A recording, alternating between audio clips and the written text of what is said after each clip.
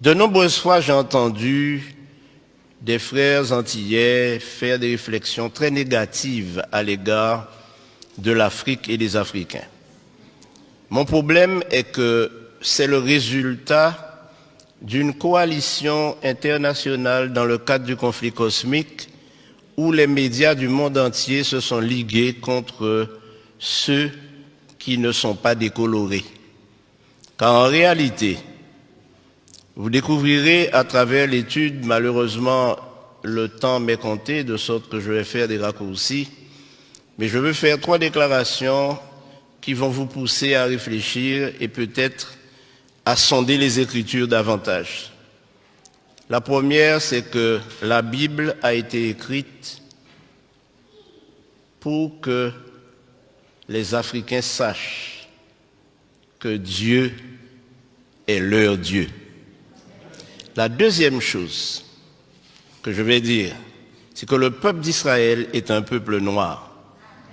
Et la troisième chose que je dirai, c'est que nous, Antillais, descendants d'esclaves, il y a probablement parmi nous des descendants des tribus d'Israël.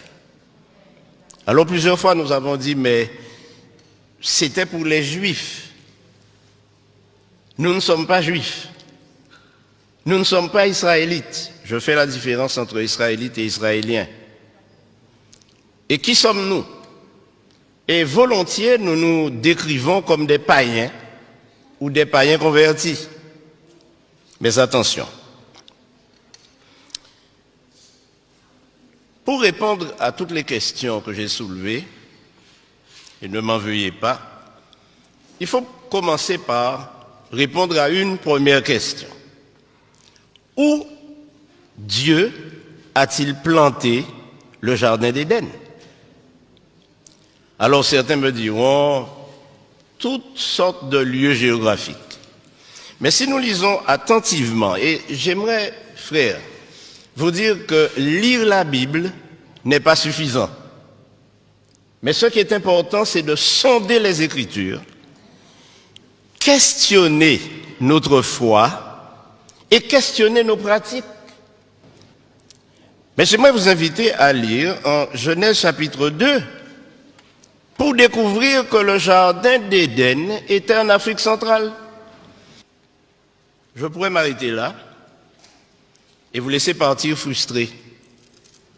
Et probablement vous posant des questions en vous disant, mais ce pasteur qu'on a invité aujourd'hui, d'où vient-il? Qui est-il? Quel étrange personnage. Mais vous savez, mes amis, je suis né dans l'église adventiste, mais je n'étais pas adventiste quand je suis né. J'ai grandi dans cette église et année après année, j'ai répété ce que dit mon église concernant la parole de Dieu. Mais le Seigneur m'a fait prendre conscience de la nécessité d'étudier la Bible sans préjugés.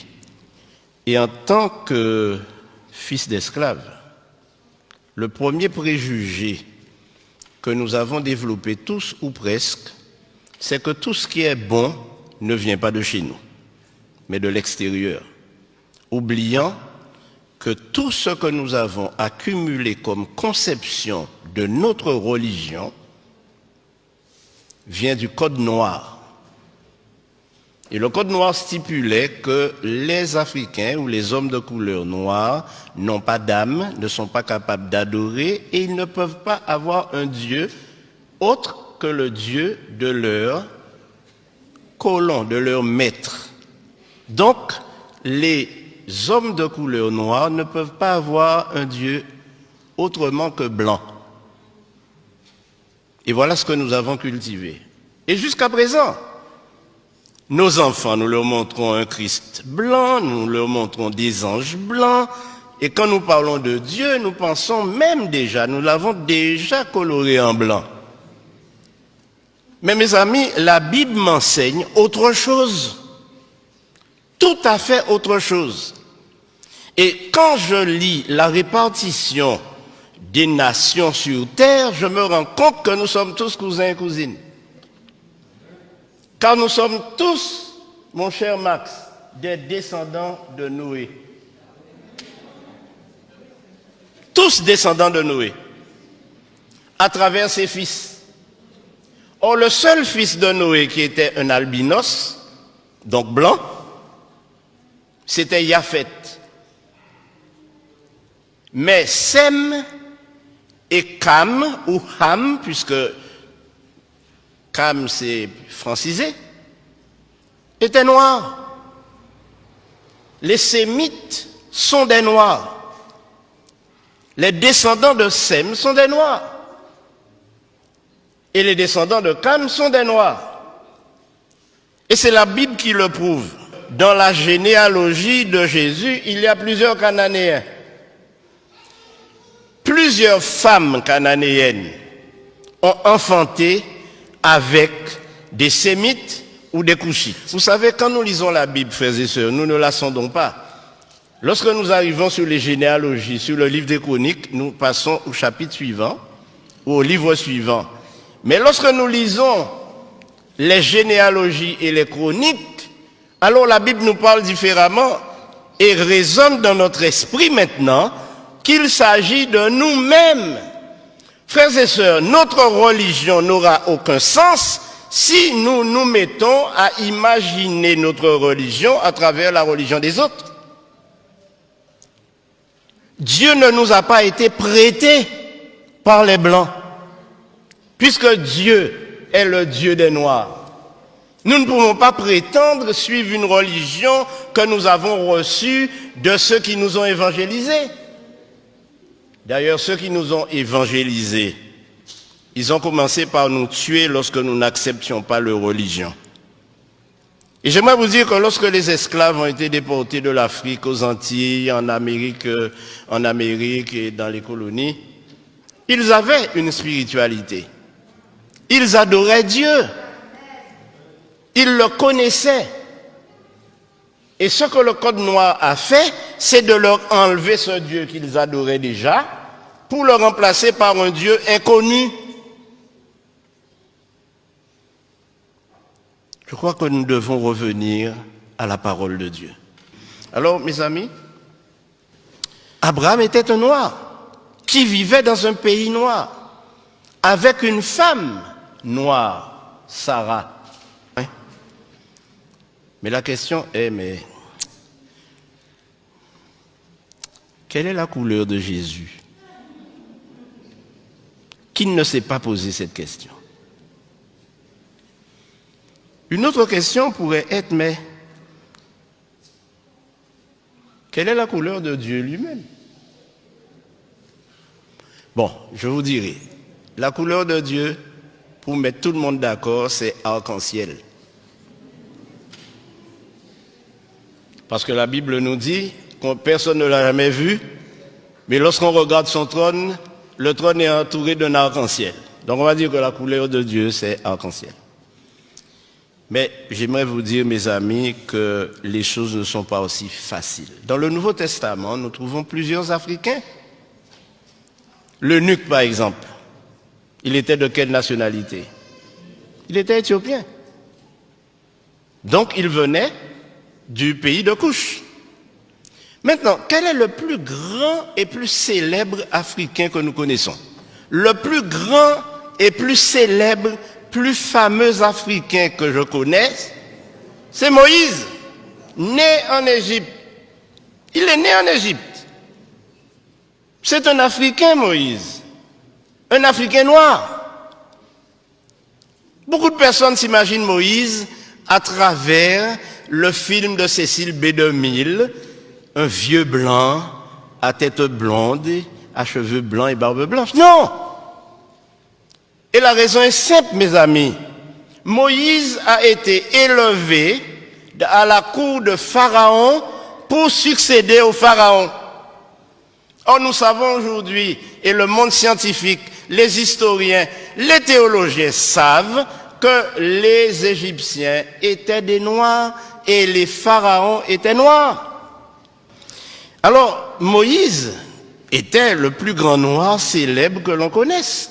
Et ceci a été prouvé par le plus grand savant du XXe siècle africain, qui s'appelle Cheikh Anta Diop et qui a déterminé par ses études et prouvé au monde scientifique que la civilisation égyptienne et noire est la première civilisation du monde. Et aujourd'hui, quand nous parlons, nous disons que l'Afrique est le berceau de l'humanité, n'est-ce pas? Et si le berceau de l'humanité est en Afrique, ça signifie que Dieu a créé Adam et Ève en Afrique.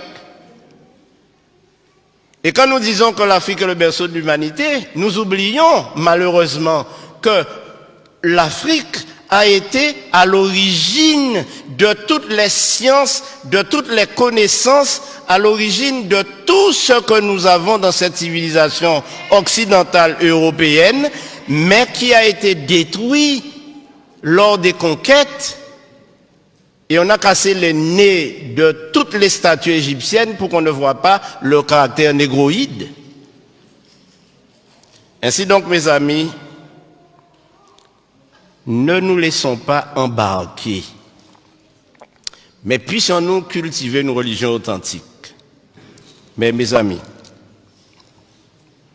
il y a 2 généalogies de Jésus dans la Bible.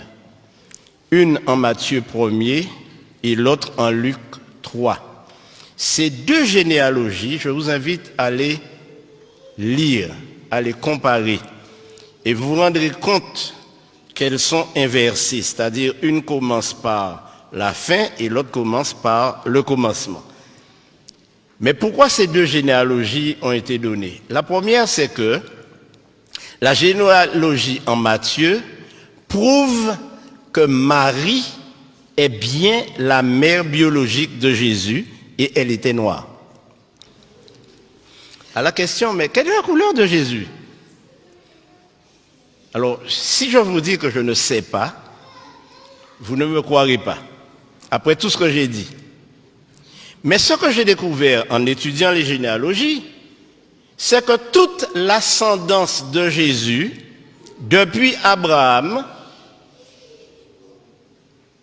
est de lignée noire, sémite et cushite. Alors évidemment, la conclusion est simple.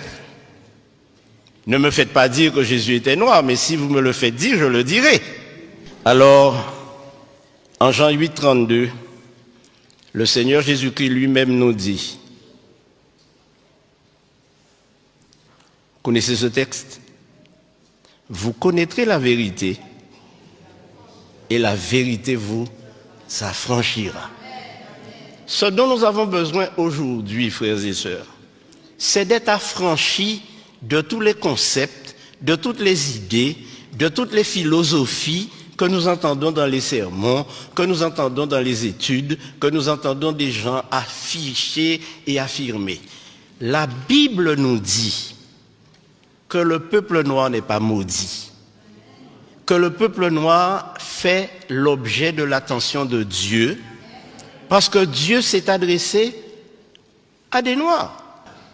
Donc, ce qu'il faut retenir, c'est que tous ces concepts que nous avons développés et qui font de nous des personnes complètement complexées, lorsque nous sommes dans un milieu où nous ne retrouvons pas les couleurs auxquelles nous sommes habitués, nous sommes complexés, nous avons l'impression d'être inférieurs. Nous ne sommes pas inférieurs devant Dieu. Au contraire, nous sommes des enfants d'Israël. Il y a de cela 2 ans, j'étais au Ghana. J'étais à Kumasi, au Ghana. Et là, j'ai rencontré de nombreuses personnes qui m'ont dit « Nous sommes des descendants de Siméon ». Et ceci a éveillé mon attention. Mais savez-vous ce qui s'est passé? Lorsque les Romains sont entrés à Jérusalem et qu'ils ont commencé à persécuter les enfants d'Israël, qui étaient des Noirs, ils se sont enfuis en Afrique de l'Ouest. Et c'est pourquoi aujourd'hui, pratiquement toute l'Afrique de l'Ouest est peuplée de descendants d'Israélites. Cherchez et vous trouverez à Man, en Côte d'Ivoire, des descendants de la tribu de Dan. Et si vous allez jusqu'en Afrique du Sud, vous trouverez les Lemba qui eux aussi sont des Israélites, qui pratiquent tous les rites juifs sans avoir été évangélisés par aucune nation. Alors mes frères, Simon de Cyrène, c'était un noir. Mais je terminerai par ce qui va vous renverser sur votre siège. L'apôtre Paul était un noir. Et je vous donne la référence, lisez-la à la maison. Acte 21, versets 37 et 38. Quand l'apôtre Paul s'est présenté, on lui a posé la question, mais n'es-tu pas cet Égyptien qui soulève des foules?